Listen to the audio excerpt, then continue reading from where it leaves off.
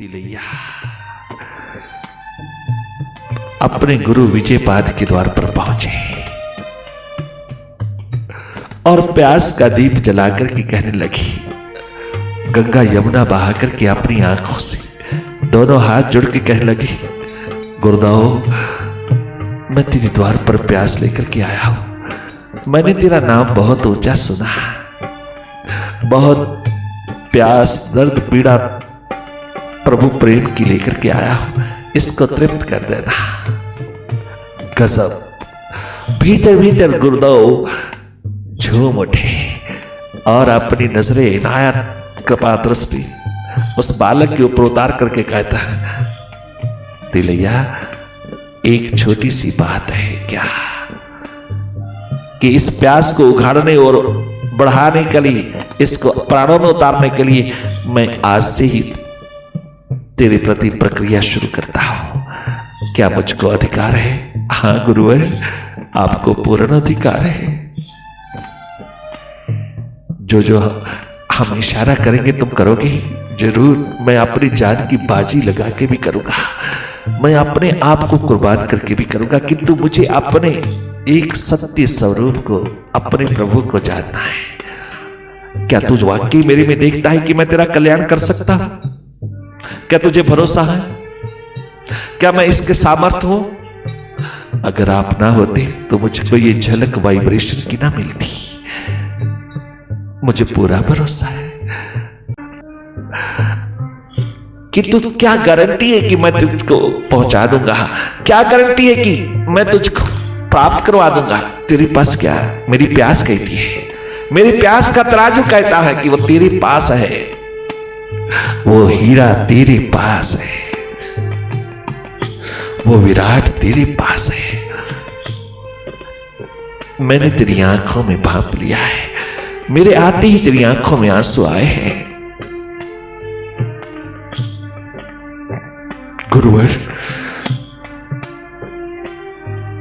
तूने मुझे दूर से ही देखा और तू ऐसे खड़ा था जैसे तू प्यासा है, तू मेरी इंतजार ही कर रहा था। तेरी आंखों में आंसू आए, ये तेरे आनंद के, खुशी के आंसू बताते हैं गुरुवर, तू मेरी इंतजार कर रहा था। वरना तुझे क्या लेना देना, तुझे क्या लेना देना किसी का इंतजार करने में, तुझे क्या लेना देना किसी के लिए दो आंसू बहाने में। तेरा दर्द मेरे लिए जो उतरा है वो बताता है कि तू भी मेरी इंतजार कर रहा था। मैं तो कर ही रहा था, तू भी कर रहा था। दो किनारे गुरु शिष्य के, स्वामी सेवक के, संत साधक के जब पैदा होंगे तभी तो जीवन का प्रवाह बहेगा। जीवन की गंगा उन दो में बहेगी, दोनों और रहेगी। जाओ गुरुवर, मुझे भरोसा पूरा है, अब और कोई द्वार मुझे नहीं देखना।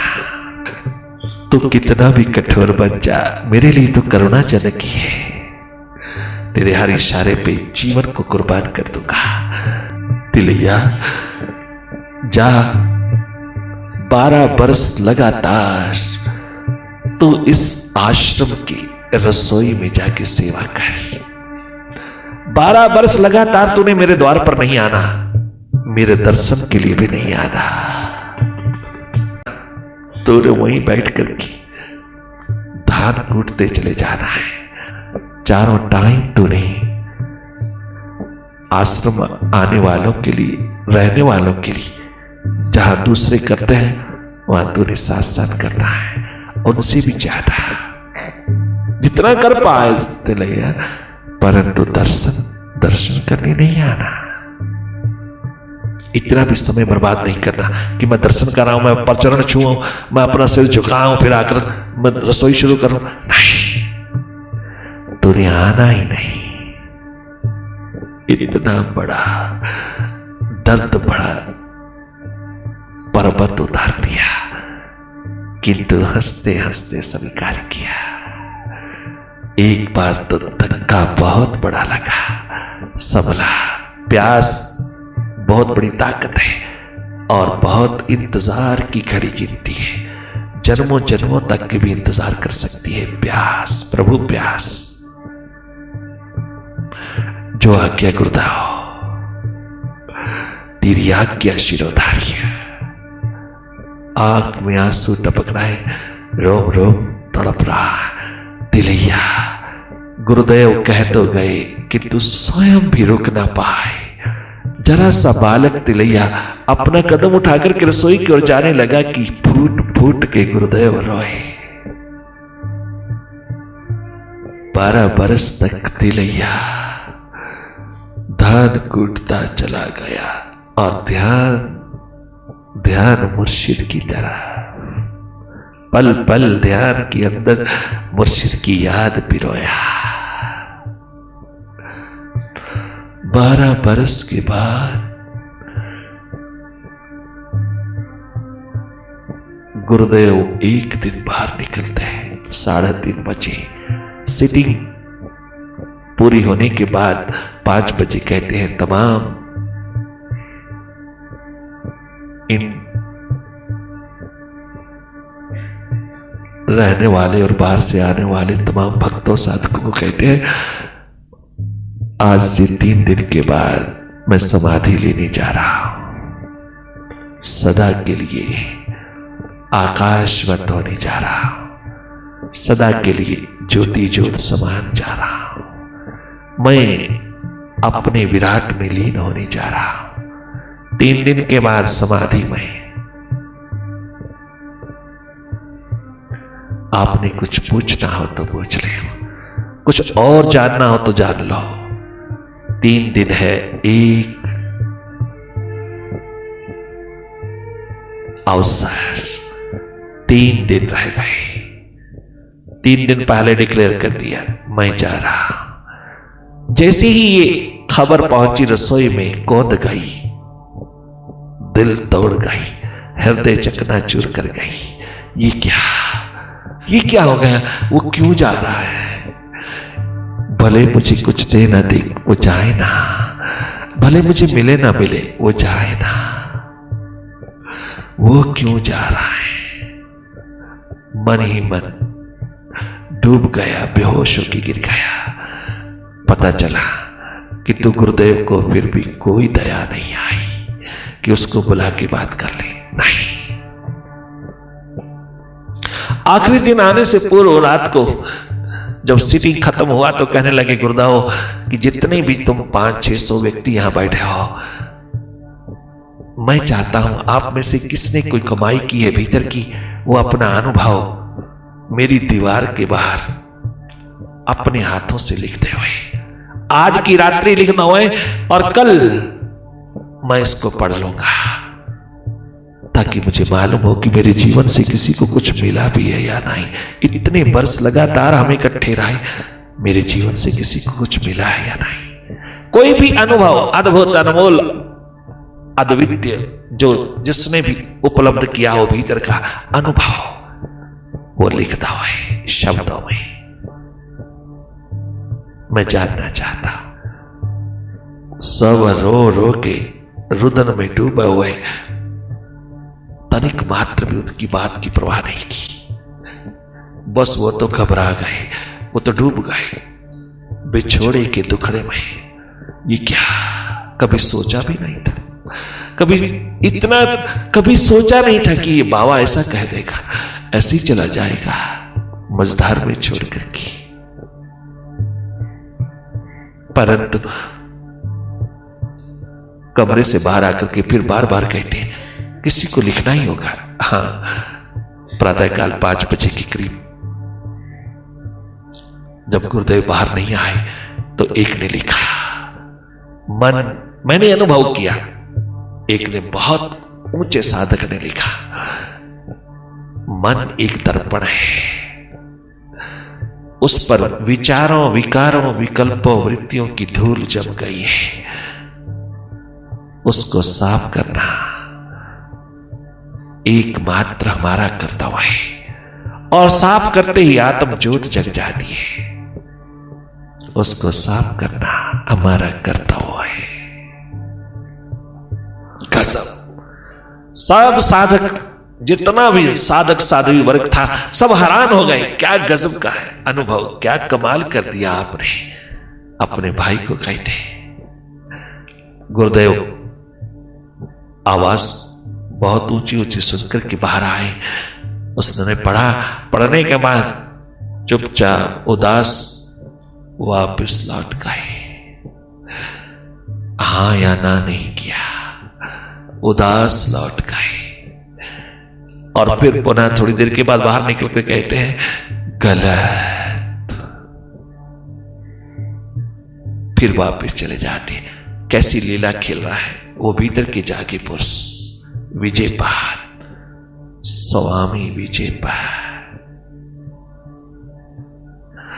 ये जब बात पहुंची रसोई में, तो दो साधकों की बातें सुन सुन करके कहता है, तिलैया कहता है क्या बात, सारे चारों दिशाओं के अंदर इतनी उदासी क्यों?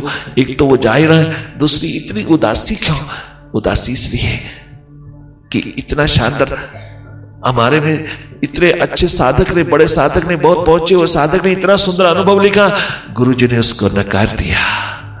इससे बड़ा कोई अनुभव नहीं। ये बिल्कुल सही अनुभव है कि मन एक दर्पण है, विचारों, विकारों, विकल्पों, वृत्तियों की धूल से जमी है। इतनी गंदगी जम गई है जिसको धोने के लिए ध्यान का, प्रेम का, भक्ति का झाड़ू, डस्टर चाहिए। और जिसने भी उसे साफ किया वो आत्म ज्योत जगा गया, वो अपनी हृदय ज्योत जगा गया। परंतु नहीं, तिलैया कहता है बिल्कुल नहीं, गुरुदेव ठीक कहता है, ये बिल्कुल नहीं, ये निमंतल का अनुभव है? तो हाँ, जो कभी साधना में नहीं, कभी भक्ति में नहीं, कभी सत्संग में नहीं, जिसकी कोई गिनती नहीं, गुरु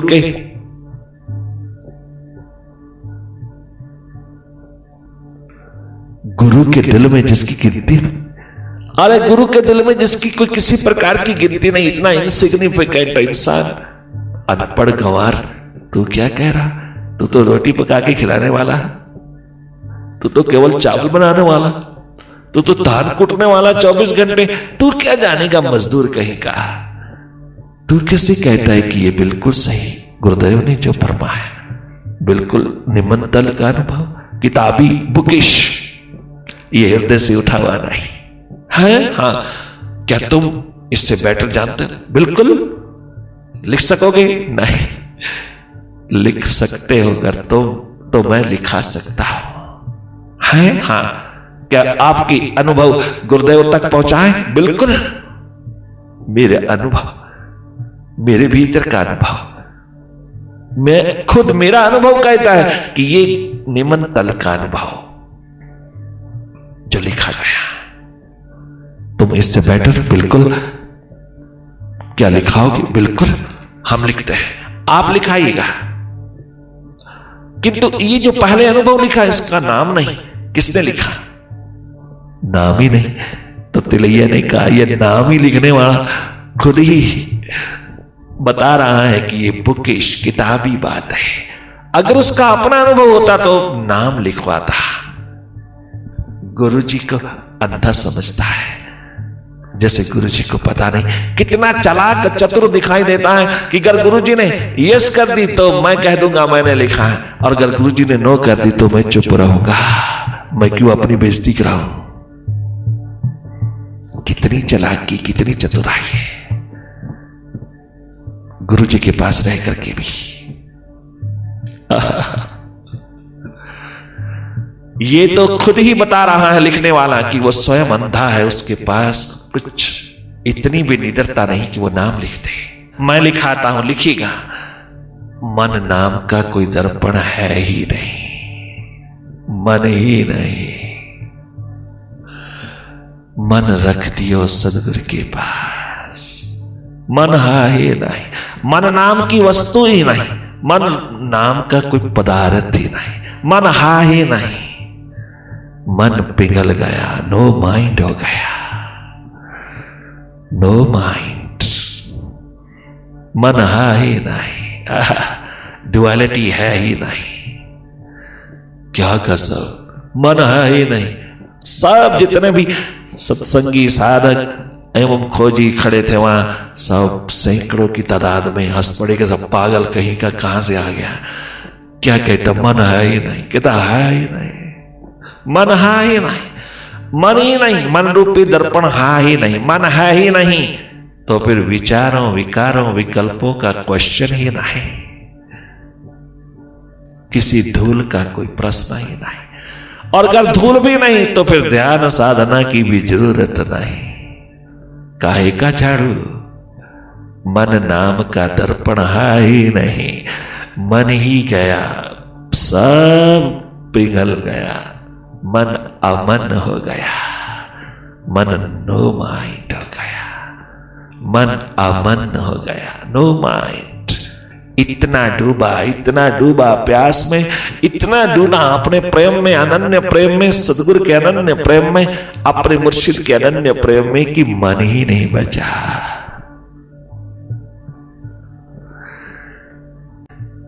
शाबाश तिलैया,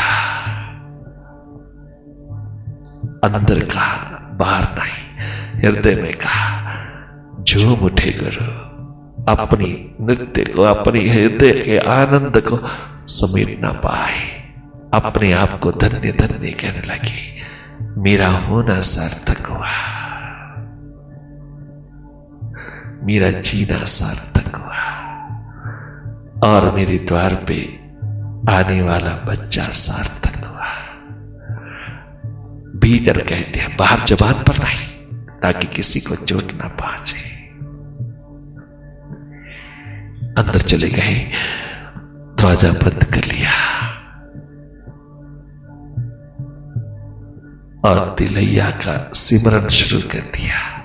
तिलैया की याद में डूब गए और उधर तिलैया तड़प तड़प के रो रहा है कि गुरुदेव आज रात आखिरी है, दिन है एक और रात भी एक, कल नहीं मिलाप और नहीं बातचीत हो सकेगी, कल वो नहीं रहेंगे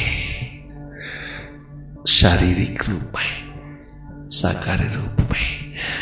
वारे तिलैया तो सारा दिन रात रोता रहा और रात को गुरुदेव उठ करके 1 बजे उसके पास आते। तिलैया अकेला लेटा है और रो रहा है। जैसे सुना तिलैया एकदम उठे, गुरुदेव। हाँ तिलैया, मैं अपना स्वरूप तुझे प्रदान करता हूं, मुझे प्रवेश देना, मुझे रास्ता देना, मैं तेरे में उतर रहा हूं। तिलैया चरण पकड़ करके गंगा यमुना बहा गए। तिलैया 12 बरस के बाद आज पहली बार दर्शन कर रहा है उस जीवन ज्योत की, अपने मुर्शिद की, और तड़प तड़प के भूल भूल के अनेकों प्रकार से बेहोशी में झूमता हुआ भीतर होश है, बाहर हैरान चकित, ये क्या, खुद आ गए। हाँ तिलैया, मैं तो तेरा दर्शन करने आया हूं, तुझे दर्शन देने नहीं आया, तेरा दर्शन करने आया। डिसाइपल शेष मिटा हुआ हो तो तेरी जैसा प्यासा हो तो बड़े से बड़ा आलमगीर भी कुर्बान हो जाएगा, बड़े से बड़ी ताकत भी विराट की तेरे पर कुर्बान हो जाएगी। तिलैया उस पर कुर्बान होता है विराट, जहां तेरे जैसा मिटा हुआ प्यासा दीवाना होता है।